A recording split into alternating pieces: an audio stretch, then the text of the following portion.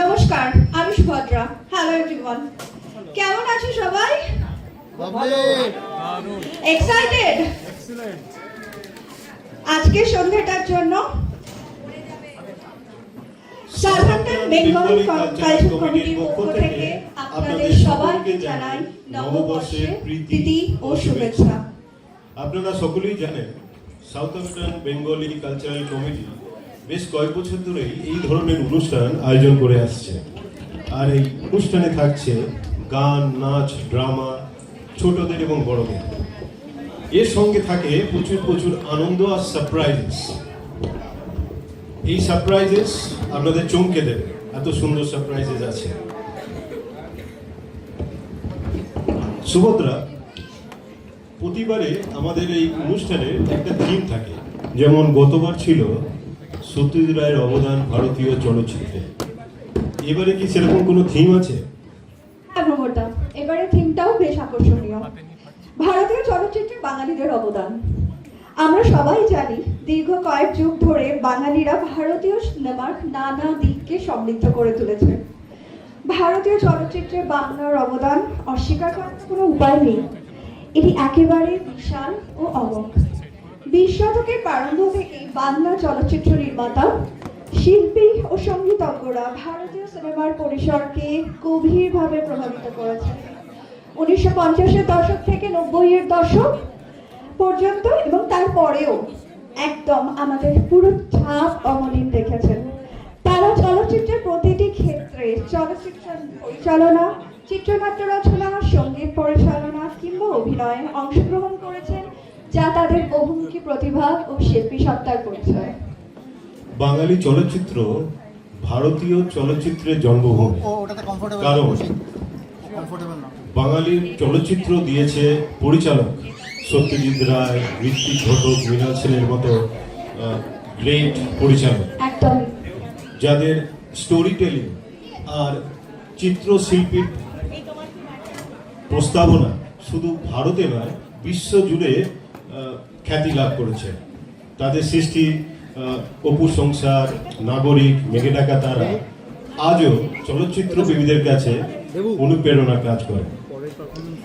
অতএব বাংলা সাংস্কৃতিক ঐতিহ্য, যা গভীরভাবে তার সাহিত্য সঙ্গীত পরম্পরার সঙ্গে জড়িত, ভারতীয় সিনেমার বর্ণনা ও নান্দনিকতার এক অনন্য সমৃদ্ধি এনে দিয়েছে। আর সেই সমৃদ্ধিকে কেন্দ্র করেই এবারে আমাদের অনুষ্ঠান, আমাদের তো বাঙালিদের অবদানকে, চিন্তা ভাবনা, সৃজনশীলতাকে বেঁধে সুরে সুরে গেঁথে তালে তালে একান্ত আপন করতে চলেছি আমরা।